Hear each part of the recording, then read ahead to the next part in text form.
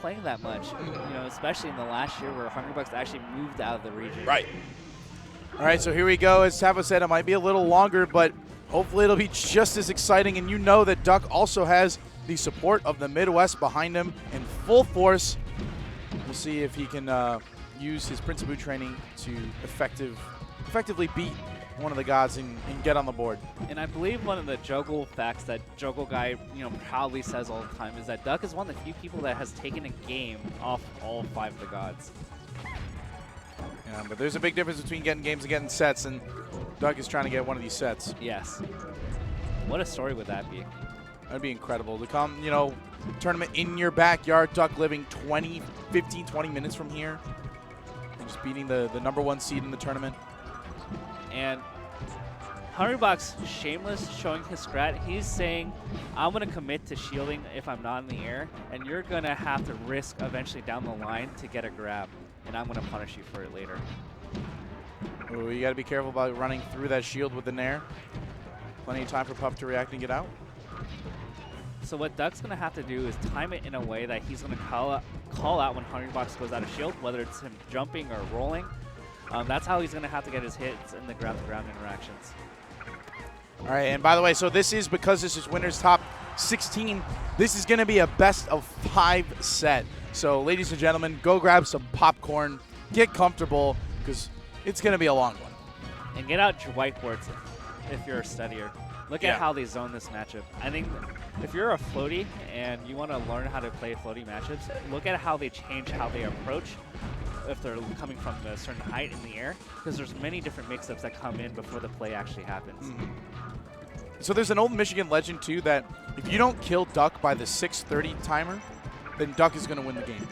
And right now we're at 6 minutes, and Duck just lost his first stock. So according to Michigan lore, he'll be all right. And the interesting thing here is that, you know, if you look at the pacing of the match, you get about 2 minutes of stock.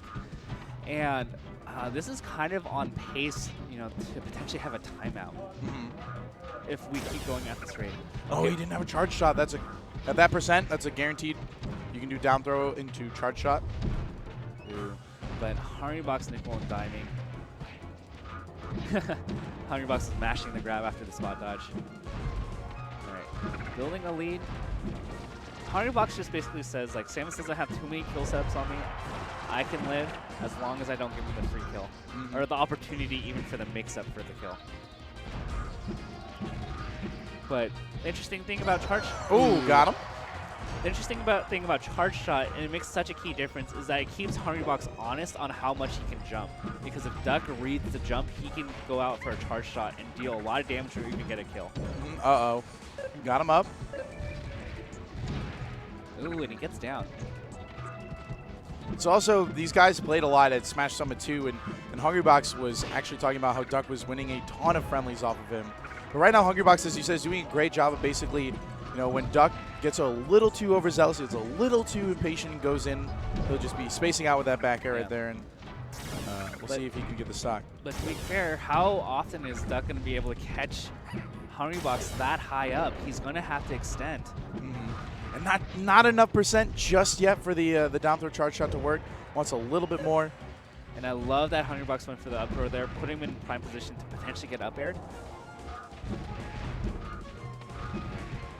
All right, so Duck's playing a lot more disciplined. You know, he was getting caught in the air a lot, and that was a good catch by you earlier to point that out. Ooh, not enough. That one should be enough.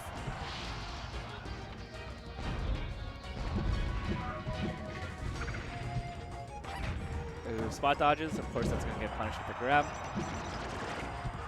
Let's see if he has enough time to get that charge shot. That charge shot's going to be important. Ooh. So it wasn't full, so not quite. But now he's got the full one, but the up tilt, not going to do it. Oh, try to get him. Can't take too much damage here. Oh, the bass is rocking right now. Woo! Did you hear that? That's the sound of get red.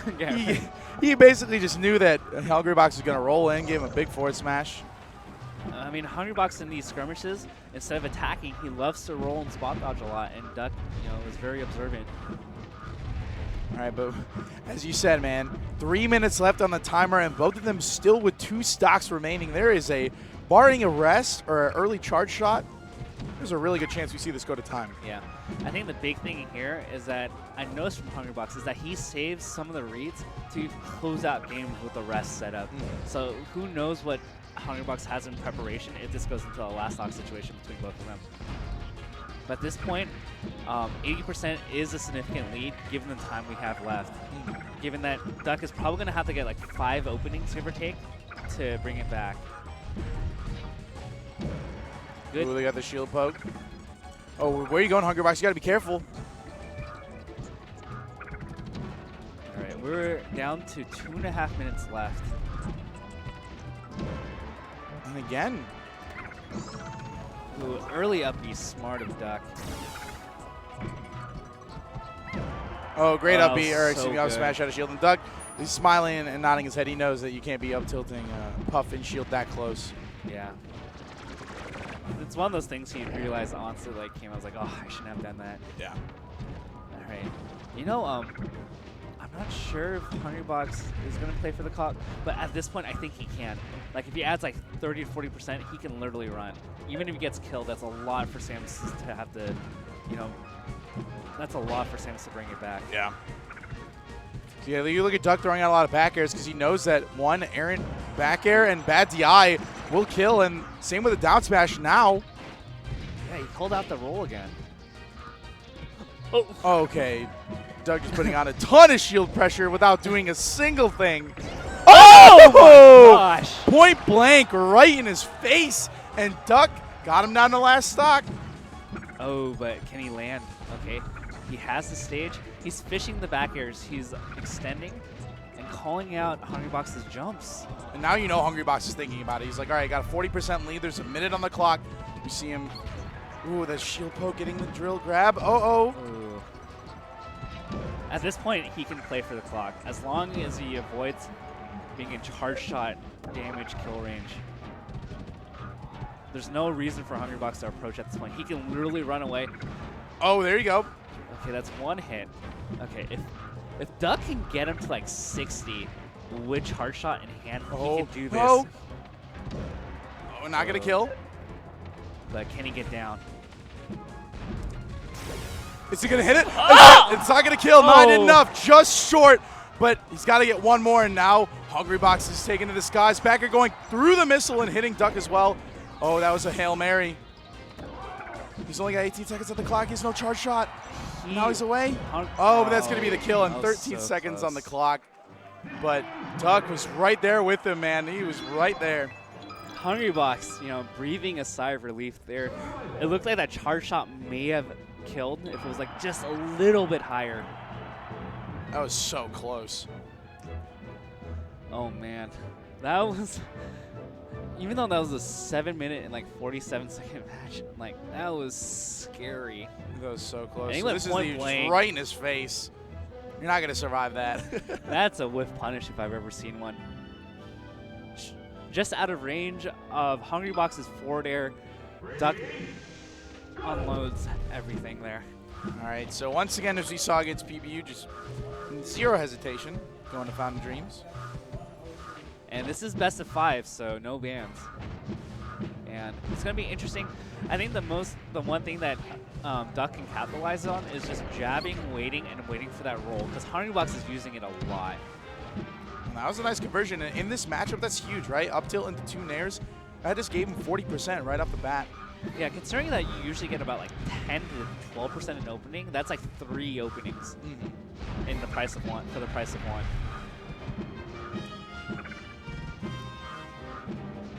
So it's going to be interesting. And, you know, if you're Duck, you know, if you're a Samus player in this situation, you're kind of looking for, you know, how Hungrybox is jumping and where he jumps to. Does he jump towards the middle? Does he jump towards the side? And eventually you want to call it out.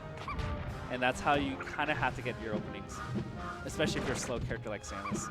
Yep. Oh, yeah, that F smash didn't look like it was on purpose. And good reaction by Duck and getting the sweet spot back air. Probably a sweet, you know, a shield drop fair maybe.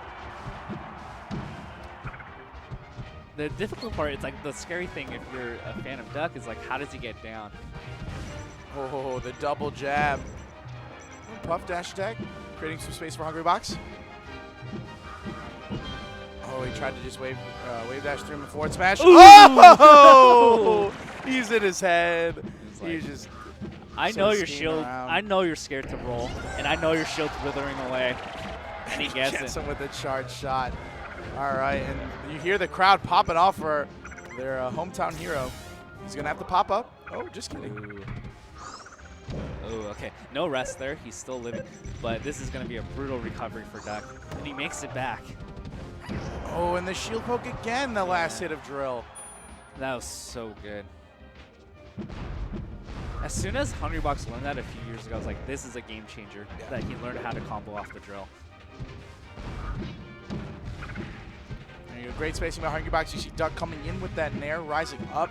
Hungrybox just outside, getting the back air. I wonder if Hungrybox is going to full hop the top platform. It does, yes. It does give him a little bit of time to build up that charge shot. And I was wondering when he was going to start to do that. Oh, and he edge canceled the up air. Hungrybox is like, I want no part of this jab shenanigan boxing game. He's just like, I'm just going to roll out. And poor Samus, that shield is just not good. And Hungrybox has just abused a lot of shield. Oh my gosh, that back air straight up beat that medium-sized charge shot. Again! I wonder if he can tilt his shield, because even though it eats up a lot of shield life, maybe he can do something to not outright get poked. Maybe he can take the earlier hit and an SDI out. Maybe that's a possibility. All right, they're going back to their zoning game. Oh, and that's going to kill. Surprising considering that's Fountain of Dreams. All right, this is kind of although it's probably hard to tell the difference, it's going slightly faster in terms of getting kills than last match. Yeah, that's just a sort of, when you also have smaller sides, you know, you're going to have, I think you'll see people die a little bit earlier here than you will on Battlefield. Yes. Ooh, weak back air. Oh. Nice shot, Doug. That'd be funny if that was like actually an elaborate setup. It's like, oh, Hungrybox can go in, and he just like forward smashes. That would have been amazing if that was intentional. But probably improv that little skirmish. Ooh.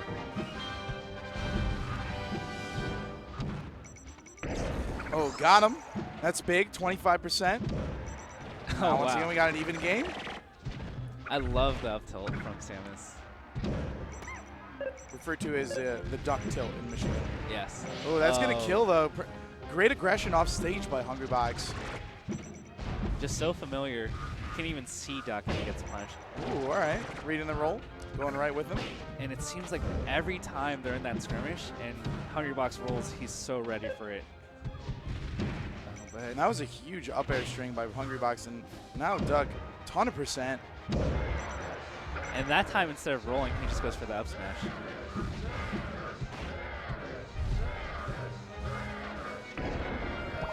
Oh, okay. You know, I have to give props to Hungrybox for recognizing that, because I think if he spaced it just a bit better, he would have gotten that rest. Yeah, and you might as well try, right? You might as well let Duck know that you're not scared to rest. Yes. Even with him at 100%, you know, you might as well go for it. Because it's going to change the way how he plays those situations in the future. It's like, oh, like, I can't be doing this at this range because, you know, he's capable of that. Sometimes you have to show that you're willing to commit to certain options. All right, and oh, he tried to hard read it. That's a huge waste of a charge shot. But this time, the timer should not be important. No. It should not really matter in this match. There's more than enough time. So Duck has put on 40% in trades. He's still alive. Still going to live this. Once again, here comes Hungrybox way out there. Really early up B. And the pressure made Duck panic to up B early. Yes, it's a mistake by Duck, but Hungrybox forced the hand for him to react in that way. And that's an interesting thing about high-level play. A lot of people wonder, like, hey, like, why did this top player do stupid option X? It's because the other person put on pressure to make them do that dumb option.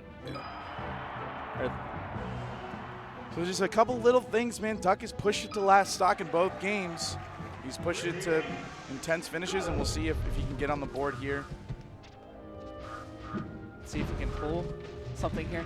It is a long journey for Duck, who will probably have to fight on Dreamland twice to win the set. So what can he do? Cry. Cry. Pray. You can do one of those. Let's see. Starting good. And the amazing thing here, and what's impressing me about Hungrybox, is that he's won this without like a rest, I would say. Yeah, no, without one at all. And the rest. Oh, that's gonna kill. The rest is the difference maker here too. And Duck has been getting for the most part, living to long percentages. And despite that, Hungrybox is up 2-0. We try to just catch those little ears going right above the ledge, but to no avail. Alrighty. Duck just trying to, he's got to get as much percent as he possibly can. The key thing here is that he does not have to force the pacing right now. Oh, way low. Is he going to go down there and try and get it down there? Oh, he tries to get the run off Nair and loses the stock for it. Hungrybox turning a potentially dangerous situation into a stock turnaround. That was huge, man, because Duck could have easily lived another like 60%. He's been living to 150 very often. To die at 92 is actually really awful. Oh, great spacing by Duck getting around that pound.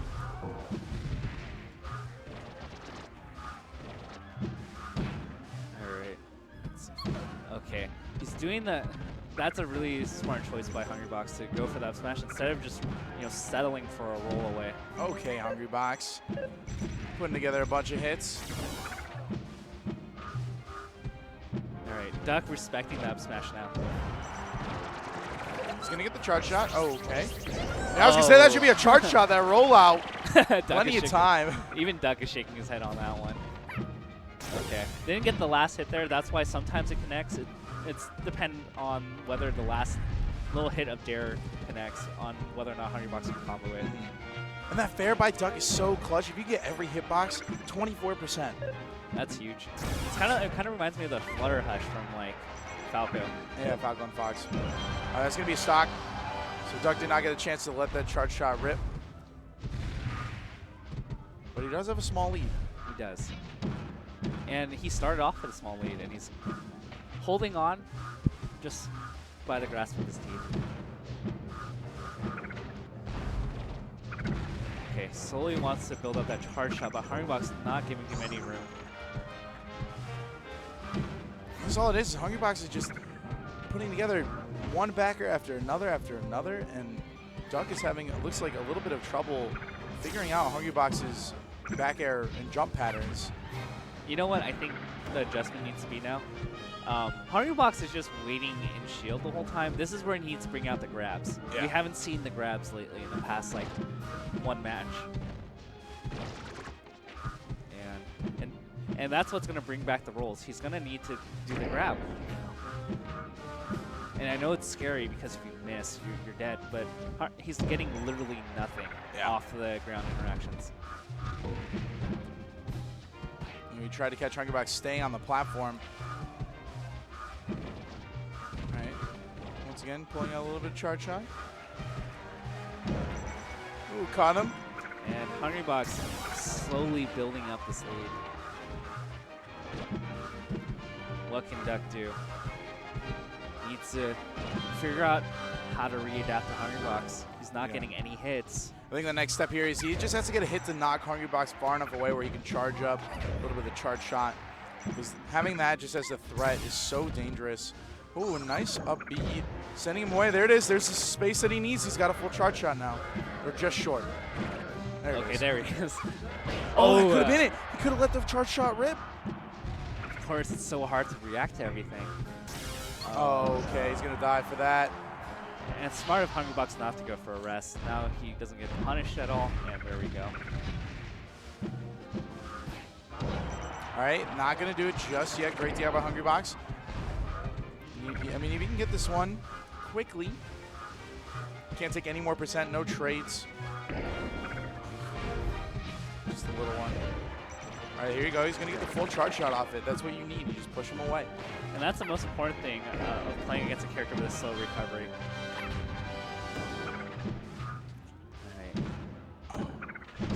Okay, that's going to kill. And that's where tactical matters. Hungrybox did not think that he could get up that quickly with a down smash. Ooh, good thing he did not up B there. And this time the up tilt doesn't get punished because he spaces it. Okay. There you go, Duck trying to tack on little bits of percent. If you can get him to like about 60 with that charge shot, then the window opens. Careful, yeah, he was overextending a little bit. Yeah, but what is he gonna do? He's gonna have to, you know, put his head out there. Yeah, you're gonna have to make a play. Oh, no tech. Yeah. Oh, and outspacing in the air with the back air. He's going out for it. If he gets one more back air, there it is. That is it. Hungrybox 3-0ing Duck. All the games were last stock, but you know the challenge, the Smash G still says 3-0. Yeah. I mean, it's tough to Hungrybox. It was close. And the next match we have Plot versus SJ, which means that Silent Wolf beat SJ in winners. Yes. Unless or, I mean, who knows how far along we are where he could have beaten SJ and then lost to, I believe the winner of that played Mewtwo King? Probably Mewtwo King. I imagine Mewtwo King won. There would have been a lot of screaming if Wobbles beat. Oh, actually, it might be going on now. Mewtwo King's in a situation where they made a decision here